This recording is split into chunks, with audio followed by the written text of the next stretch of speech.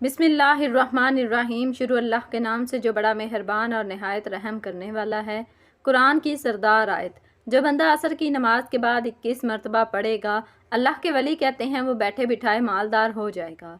मोहतरम नाजरीन, अल्लाह के वली कहते हैं छोटी सी और बहुत प्यारी कुरान की आयत, जो शख्स असर की नमाज के बाद 21 मरतबा पढ़ता है तो अल्लाह पाक अपने उस बंदे से इतना खुश और राज़ी होता है, इस घर में रिज्क की बारिश कर देता है। तो नाजरीन, असर का वक्त वो वक्त है जो दुआओं की कबूलियत का वक्त है। इस वक्त एक घड़ी ऐसी है जिसमें हर दुआ फौरन कबूल होती है। तो जो कुरान की ये आयत पढ़कर जो भी दुआ मांगेगा, जाए नमाज से उठने से पहले ही उसकी दुआ कबूल हो चुकी होगी इंशाअल्लाह।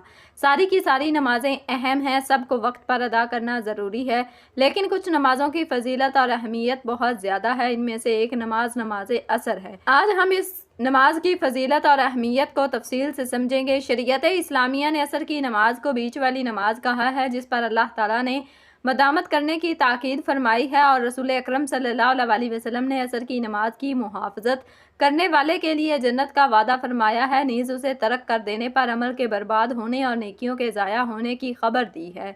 अल्लाह ताला हमें असर की नमाज की हिफाजत और इस पर मदामत करने की तौफीक अता फरमाए। नमाज असर के फ़वाइद। असर की नमाज की काफ़ी फजीलत है। असर की नमाज की मुहाफ़ज़त करना दखोले जन्नत का सबब है। असर की नमाज ना पढ़ने वाले के लिए सख्त वईद है। असर की नमाज ही बीच वाली नमाज है। अल्लाह ताला का हर्षाद है, हाफिज़ू अलस्सलावाति वस्सलातिल वुस्ता वक़ूमुल्लाहि फ़ानितीन। नमाज़ों की हिफाजत करो, बिलखसूस दरमियान वाली नमाज की, और अल्लाह ताला के लिए बाअदब खड़े रहा करो। हज़रत अबू हुरैरा रज़ी अल्लाह ताला अन्हु से रवायत है कि रसूलुल्लाह सल्लल्लाहु अलैहि वसल्लम ने फरमाया, रात और दिन में फ़रिश्तों की ड्यूटियाँ बदलती रहती हैं। फजर और असर की नमाज़ों में ड्यूटी पर आने वालों और रुखसत पाने वालों का इज्तिमा होता है। फिर तुम्हारे पास रहने वाले फरिश्ते जब ऊपर चढ़ते हैं तो अल्लाह ताला पूछता है, हालांकि वो उनसे ज़्यादा अपने बंदों के मुतल्लिक जानता है, कि मेरे बंदों को तुमने किस हाल में छोड़ा। वो जवाब देते हैं कि हमने जब उन्हें छोड़ा तो वो फजर की नमाज पढ़ रहे थे, और जब उनके पास गए थे तब वो असर की नमाज पढ़ रहे थे। जरीर बिन अब्दुल्लाह रज़ी अल्लाह ताला अन्हु से रवायत है कि हम नबी सल्लल्लाहु अलैहि वसल्लम की खिदमत में मौजूद थे। आप सल्लल्लाहु अलैहि वसल्लम ने चाँद पर एक नज़र डाली, फिर फरमाया कि तुम अपने रब को आखिरत में इस तरह देखोगे जैसे इस चाँद को अब देख रहे हो। इसके देखने में तुमको कोई जहमत नहीं होगी। बस अगर तुम ऐसा कर सकते हो तो सूरज तुलू होने से पहले वाली नमाज फजर और सूरज गरूब होने से पहले वाली नमाज असर से तुम्हें कोई चीज़ रोक ना सके, तो ऐसा ज़रूर करो। फिर जरीर ने ये आयत तलावत फरमाई, वसब्बिह बिहम्दि रब्बिका क़ब्ला तुलूइ शम्सी व क़ब्ला गुरूबिहा, और अपने परवरदिगार की तस्बीह और तारीफ़ बयान करते रहो, सूरज निकलने से पहले और उसके डूबने से पहले। बरीदा रज़ी अल्लाह ताला अन्हु से रवायत है कि रसूलुल्लाह सल्लल्लाहु अलैहि वसल्लम ने फरमाया कि जिसने असर की नमाज छोड़ दी उसका नेक अमल ज़ाया हो गया। आका अलैहिस्सलाम जब इस दुनिया से रुखसत होने लगे तो आका अलैहिस्सलाम ने फरमाया, नमाज की हिफाजत करना और अपने मातहत लोगों का ख्याल रखना ये आका अलैहिस्सलाम की आखिरी वसीयत थी, जो आपने अपनी उम्मत को फरमाई। इस बात से भी नमाज की अहमियत वाज़ह होती है कि मौत व हयात की कशमकश में भी आका अलैहिस्सलाम ने नमाज का जिक्र किया है और उम्मत को नमाज की तलकीन की है। कुरान और हदीस की रोशनी में नमाज की अहमियत और फजीलत को समझेंगे, और ख़ुसूसन नमाज असर की अहमियत और फजीलत और उसे छोड़ने के नुकसानात को समझेंगे। नमाज की अहमियत कुरान की रोशनी में सूरह बकरा आयत नंबर 43, और नमाज कायम करो और ज़कात दो और रकू करने वालों के साथ रकू करो। अलिफ लाम मीम, यह किताब है जिसमें शक की कोई गुंजाइश नहीं। इसमें मुत्तकीन के लिए हदायत है जो गैब पर ईमान लाते हैं, नमाज कायम करते हैं, और हमने उन्हें जो दिया उससे अल्लाह की राह में खर्च करते हैं। नीज़ वो आपकी तरफ नाजल शुदा वही पर ईमान लाते हैं, और उस पर भी जो आपसे पहले उतारी गई, और वो आखिरत पर भी यकीन रखते हैं। ऐसे ही लोग अपने रब की तरफ से नाजल शुदा हदायत पर हैं, और यही लोग फलाह पाने वाले हैं। बेशक जो लोग ईमान लाए और उन्होंने नेक अमाल किया और नमाज कायम की और ज़कात दी, उनके लिए उनका अजर उनके रब के पास है, और उन पर कोई खौफ है और ना वो गमगीन होंगे। और उन्हें उसके सिवा हुक्म नहीं दिया गया कि वो अल्लाह की इबादत करें, इस हाल में कि उसके लिए दीन को खालिस करने वाले एक तरफ होने वाले हों, और नमाज कायम करें और ज़कात दें, और यही मजबूत मिल्लत का दीन है। ऐ लोगों जो ईमान लाए हो, सब्र और नमाज के साथ मदद तलब करो, बेशक अल्लाह सब्र करने वालों के साथ है। حضرت عبداللہ بن عمر رضی اللہ تعالیٰ عنہما سے روایت ہے کہ رسول اللہ صلی اللہ علیہ وسلم نے فرمایا، اسلام کی بنیاد 5 چیزوں پر قائم کی گئی۔ اول، گواہی دینا کہ اللہ کے سوا کوئی معبود نہیں اور بے شک حضرت محمد صلی اللہ علیہ وسلم اللہ کے سچے رسول ہیں، اور نماز قائم کرنا، زکوٰۃ ادا کرنا اور حج کرنا اور رمضان کے روزے رکھنا۔ سیدنا جریر بن عبداللہ رضی اللہ تعالیٰ عنہ سے روایت ہے کہ میں نے رسول اللہ صلی اللہ علیہ وسلم کے دستے مبارک پر نماز قائم کرنے، زکوٰۃ دینے اور ہر مسلمان کے ساتھ خیر خواہی کرنے پر بیعت کی۔ سیدنا عبداللہ بن مسعود رضی اللہ تعالیٰ عنہ سے روایت ہے کہ میں نے نبی اکرم صلی اللہ علیہ وسلم سے پوچھا، اللہ تعالیٰ کے نزدیک کون سا عمل سب سے زیادہ پسند ہے؟ آپ نے فرمایا کہ وقت پر نماز پڑھنا۔ پوچھا کہ پھر کون سا؟ فرمایا کہ والدین کے ساتھ اچھا سلوک کرنا۔ پوچھا پھر کون سا؟ فرمایا کہ اللہ کے راستے میں جہاد کرنا۔ عبداللہ نے بیان کیا کہ حضرت صلی اللہ علیہ وسلم نے مجھ سے ان کاموں کے متعلق بیان کیا، اور اگر میں اسی طرح سوال کرتا رہتا تو آپ جواب دیتے رہتے۔ حضرت ابو ہریرہ رضی اللہ تعالیٰ عنہ سے روایت ہے کہ انہوں نے رسول اللہ صلی اللہ علیہ وسلم سے سنا، آپ صلی اللہ علیہ وسلم فرماتے تھے، اگر کسی شخص کے دروازے پر نہر جاری ہو اور وہ روزانہ اس میں 5 مرتبہ نہائے تو تمہارا کیا گمان ہے کہ اس کے بدن پر کچھ بھی میل باقی رہ سکتا ہے؟ صحابہ نے عرض کی کہ نہیں یا رسول اللہ، ہرگز نہیں۔ آپ صلی اللہ علیہ وسلم نے فرمایا کہ یہی حال 5 وقت کی نمازوں کا ہے، اللہ پاک ان کے ذریعہ سے گناہوں کو مٹا دیتا ہے۔ حضرت جابر رضی اللہ تعالیٰ عنہ سے روایت ہے کہ میں نے رسول اللہ صلی اللہ علیہ وسلم کو یہ فرماتے ہوئے سنا، آدمی اور شرک اور کفر کے درمیان فاصلہ مٹانے والا عمل نماز چھوڑنا ہے۔ سیدنا عبداللہ بن عمرو بن عاص سے مروی ہے کہ نبی کریم صلی اللہ علیہ وسلم نے ایک دن نماز کا ذکر کیا اور فرمایا، جس نے نماز کی اچھی طرح حفاظت کی تو یہ اس کے لیے قیامت کے روز نور، دلیل اور نجات ہوگی، اور جس نے اس کی پوری طرح حفاظت نہ کی تو یہ اس کے لیے قیامت کے دن نہ نور ہوگی، نہ دلیل اور نہ نجات۔ اور ایسا آدمی قارون، فرعون، حامان اور ابی بن خلف کے ساتھ ہوگا۔ حضرت عثمان بن عفان رضی اللہ تعالیٰ عنہ بیان کرتے ہیں کہ رسول اکرم صلی اللہ علیہ وسلم نے ارشاد فرمایا، جب کسی فرض نماز کا وقت شروع ہو جائے اور مسلمان آدمی اس کے لیے اچھی طرح سے وضو کرے، پھر اس میں انتہائی خشوع و خضوع اختیار کرے اور اس میں رکوع مکمل اطمینان سے کرے، تو وہ نماز اس کے لیے پہلے گناہوں کا کفارہ ہوتی ہے، بشرطے کہ وہ کبیرہ گناہ کا ارتکاب نہ کرے، اور یہ فضیلت قیامت تک کے لیے ہے۔ علاء بن عبد الرحمن سے روایت ہے کہ وہ نماز ظہر سے فارغ ہو کر حضرت انس رضی اللہ تعالیٰ عنہ کے ہاں بصرہ میں ان کے گھر حاضر ہوئے۔ ان کا گھر مسجد کے پہلو میں تھا۔ جب ہم ان کی خدمت میں پہنچے تو انہوں نے پوچھا، کیا تم لوگوں نے عصر کی نماز پڑھ لی؟ ہم نے ان سے عرض کی کہ ہم تو ابھی ظہر کی نماز پڑھ کر لوٹے ہیں۔ انہوں نے فرمایا، تو عصر پڑھ لو۔ ہم نے اٹھ کر عصر کی نماز پڑھ لی۔ جب ہم فارغ ہوئے تو انہوں نے کہا کہ میں نے رسول اللہ صلی اللہ علیہ وسلم کو فرماتے ہوئے سنا، یہ منافق کی نماز ہے، وہ بیٹھا ہوا سورج کو دیکھتا رہتا ہے یہاں تک کہ جب وہ زرد پڑھ کر شیطان کے 2 سینگوں کے درمیان چلا جاتا ہے تو کھڑا ہو کر اس نماز کی 4 ٹھونگے مار دیتا ہے اور اس میں اللہ کو بہت ہی کم یاد کرتا ہے۔ حضرت عبداللہ بن عمر رضی اللہ تعالیٰ عنہما سے روایت ہے کہ رسول اللہ صلی اللہ علیہ وسلم نے فرمایا، جس کی نماز عصر چھوٹ گئی گویا اس کا گھر اور مال سب لوٹ گیا۔ سیدنا علی رضی اللہ تعالیٰ عنہ سے روایت ہے کہ رسول اللہ صلی اللہ علیہ وسلم نے غزوہ احزاب کے دن فرمایا، اللہ تعالیٰ ان مشرکین کی قبروں اور گھروں کو آگ سے بھر دے جس طرح انہوں نے ہمیں درمیانی نماز یعنی عصر سے روکا اور جنگ میں مشغول کیے رکھا حتیٰ کہ سورج غروب ہو گیا۔ ناظرین، اللہ تعالیٰ کی ذات سے مایوس نہ ہوں، کیونکہ ہر تکلیف اور آزمائش اور خوشی اللہ رب العزت کی طرف سے ہے، اس لیے پریشانیوں اور مصائب کے حل کے لیے اللہ تعالیٰ کی طرف متوجہ ہوں، اللہ تعالیٰ کی طرف توبہ استغفار کے ذریعے بھی متوجہ ہوں، اور اپنے مسائل کا حل اللہ تعالیٰ کے حوالے کر دیجئے اور اللہ تعالیٰ کو اپنے مسائل کے حل کا وکیل بنا دیجئے، تو اللہ تعالیٰ آپ کو بے آسرا کبھی بھی نہیں چھوڑے گا انشاءاللہ۔ ناظرین، یہ ایک حقیقت ہے کہ شیطان انسان کا کھلا دشمن ہے۔ اس کی ہمیشہ یہ کوشش رہتی ہے کہ کسی بھی طرح انسان کو خدا سے دور کر دے۔ جب ایک بار وہ انسان کو خدا کے راستے سے بھٹکانے میں کامیاب ہو جاتا ہے تو پھر اس کی اگلی چال یہ ہوتی ہے کہ انسان کو خدا کی رحمت سے مایوس کر دے، اس طرح اسے ہمیشہ رب کی نافرمانی والے راستے پر چلاتا رہے۔ لیکن اللہ تعالیٰ نے انسان کو سب سے زیادہ جس چیز کی امید دلائی ہے وہ اس کی رحمت ہی ہے۔ قرآن مجید اور حدیث مبارکہ میں انسانوں کو مختلف پیرایوں اور انداز میں سب سے زیادہ خدا کی رحمت کی امید دلائی گئی۔ رحمت اللہ تعالیٰ کی صفات میں سے ایک صفت ہے جس سے اس نے اپنے آپ کو متصف کیا، اور یہ وہ صفت ہے جو کائنات کی ہر چیز پر حاوی ہے۔ پوری کائنات رحمت الہی کی مظہر ہے، اس لیے قرآن مجید میں ارشاد فرمایا، میری رحمت ہر چیز سے وسیع ہے۔ اور اسی لیے اللہ تعالیٰ نے اپنے آخری رسول صلی اللہ علیہ وسلم کو سراپۂ رحمت بنا کر بھیجا۔ اسی طرح شرعی احکامات میں بھی رحمت کی صفت کو نمایاں حیثیت دی ہے۔ ابو الکلام آزاد لکھتے ہیں، قرآن پاک نے خدا کی کسی صفت کو بھی اس کثرت کے ساتھ نہیں دہرایا اور نہ کوئی مطلب اس درجہ اس کے صفات میں نمایاں ہے جس قدر رحمت ہے۔ اگر قرآن کے وہ تمام مقامات جمع کیے جائیں جہاں رحمت کا ذکر کیا گیا ہے تو 300 سے زائد ہوں گے۔ اگر وہ تمام مقامات بھی شامل کر لیے جائیں جہاں اگرچہ لفظ رحمت استعمال نہیں ہوا لیکن ان کا تعلق رحمت ہی سے ہے، تو مثلا ربوبیت، مغفرت، رافت، کرم، حلم، عفو وغیرہ، تو پھر یہ تعداد اس حد تک پہنچ جاتی ہے کہ کہا جا سکتا ہے کہ قرآن اول سے آخر تک اس کے سوا کچھ نہیں ہے کہ رحمت الہی کا پیام ہے۔ اس کی رحمت کی کوئی حد اور انتہا نہیں ہے، اس لیے یہ اس خدا کی صفت ہے جس کی اپنی کوئی حد نہیں۔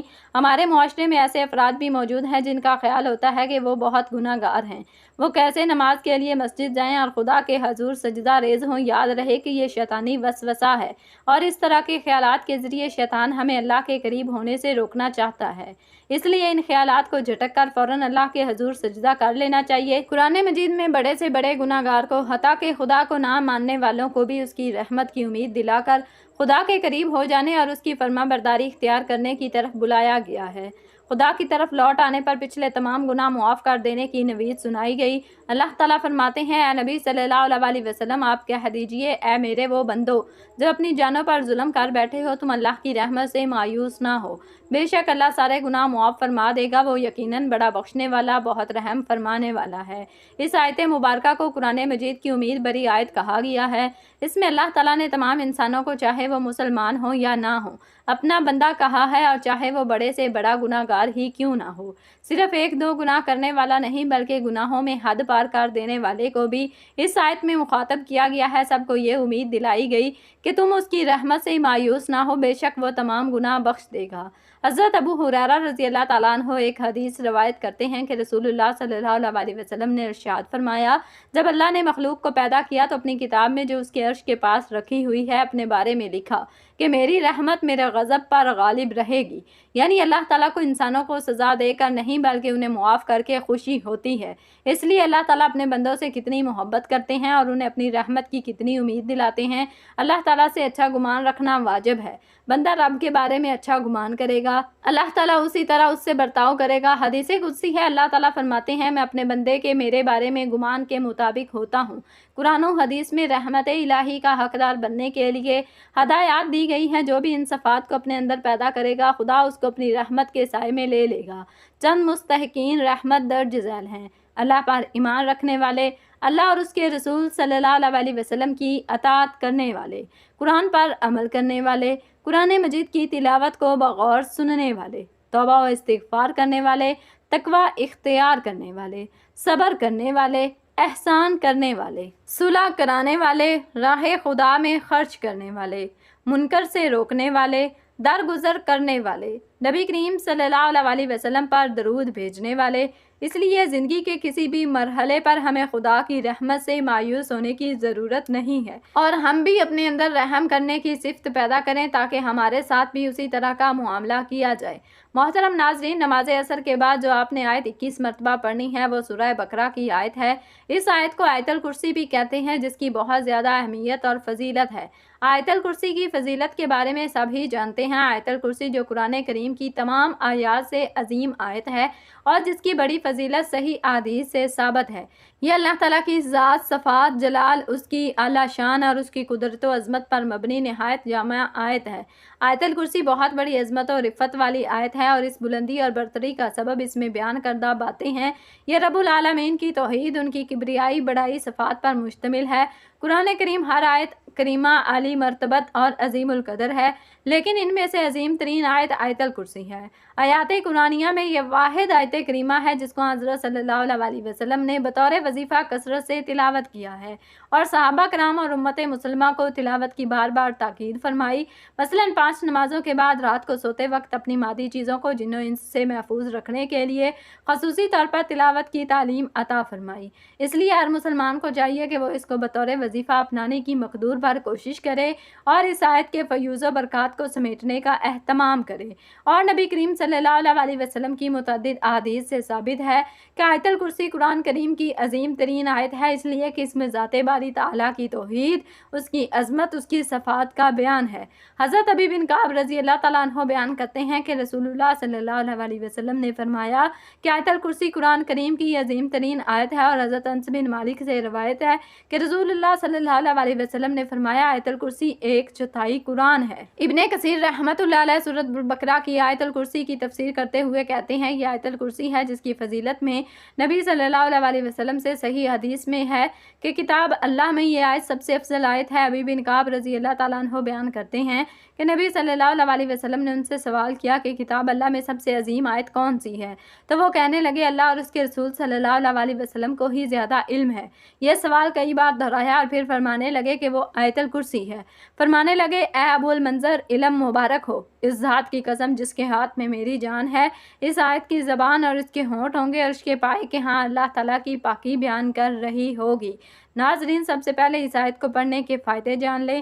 نبی صلی اللہ علیہ وسلم کے ایک صحابی لوگوں کو حدیث بیان کیا کرتے تھے، حتیٰ کہ لوگوں کی تعداد بہت زیادہ ہو گئی تو وہ گھر کی چھت پر چڑھ جاتے اور یہ حدیث بیان کیا کرتے تھے کہ رسول اکرم صلی اللہ علیہ وسلم نے فرمایا قرآن مجید میں کون سی آیت سب سے زیادہ عظمت کی حامل ہے؟ تو ایک شخص کہنے لگا اللہ لا الہ الا هو الحی القیوم۔ وہ بیان کرتے ہیں کہ نبی صلی اللہ علیہ وسلم نے اپنا ہاتھ میرے سینے پر رکھا تو چھاتی پر میں نے اس کی ٹھنڈک محسوس کی، اور نبی صلی اللہ علیہ وسلم یہ فرمانے لگے ابو المنظر، علم مبارک ہو۔ ابو ذر رضی اللہ تعالیٰ عنہ بیان کرتے ہیں کہ میں نبی صلی اللہ علیہ وسلم کے پاس آیا تو آپ صلی اللہ علیہ وسلم مسجد میں تشریف فرما تھے تو میں بھی بیٹھ گیا تو نبی صلی اللہ علیہ وسلم نے فرمایا اے ابو المنظر، کیا تو نے نماز پڑھی ہے؟ میں نے نہیں میں جواب دیا تو نبی صلی اللہ علیہ وسلم فرمانے لگے اٹھ کر نماز پڑھو۔ میں نے اٹھ کر نماز ادا کی اور پھر بیٹھ گیا تو نبی صلی اللہ علیہ وسلم فرمانے لگے اے ابو ذر، انسانوں اور جنوں کے شر سے پناہ طلب کرو۔ وہ کہتے ہیں کہ میں نے رسول اکرم صلی اللہ علیہ وسلم سے کہا کہ کیا انسانوں میں بھی شیطان ہوتے ہیں؟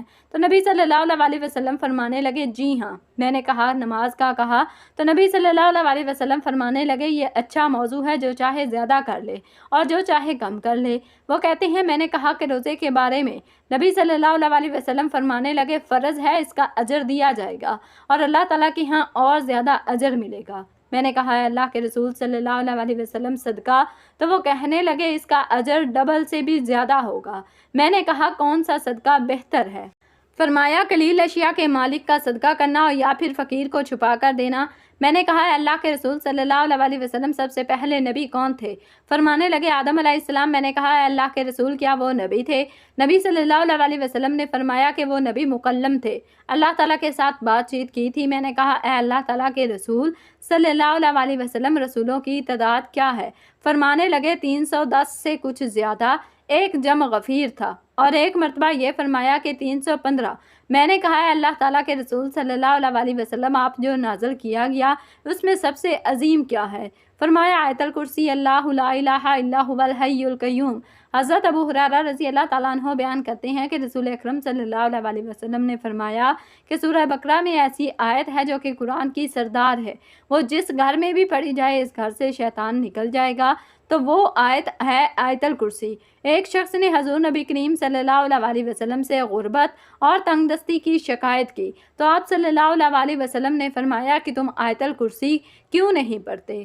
ناظرین، اللہ کے ولی کہتے ہیں کہ کس بات جو اس آیت کو عصر کی نماز کے بعد پڑھے گا تو اللہ اسے جائے نماز پر بیٹھے بیٹھے مالدار کر دے گا، کیونکہ یہ وہ آیت ہے کہ جس میں اللہ کا اسم اعظم ہے، تو اس کے ذریعے جو بھی دعا مانگی جائے وہ فوراً قبول ہوگی۔ تو جب آپ اس بابرکت وقت میں نماز عصر کے بعد اس آیت کو 21 مرتبہ اول آخر درود پاک پڑھ کر دعا کے لیے ہاتھ اٹھائیں تو انشاءاللہ آپ کی وہ دعا کبھی بھی رد نہیں ہوگی۔ اللہ پاک آپ کو بے شمار رزق دیں گے، جو بھی مانگیں گے انشاءاللہ وہ آپ کو ملے گا۔ ناظرین، آیت الکرسی ایک بار میں پڑھ کے بھی سنا دیتی ہوں تاکہ جن لوگوں کو پڑھنا نہیں آتا وہ میرے اس وظیفے کے ساتھ ویڈیو میں دہراتے جائیں اور پڑھ لیں۔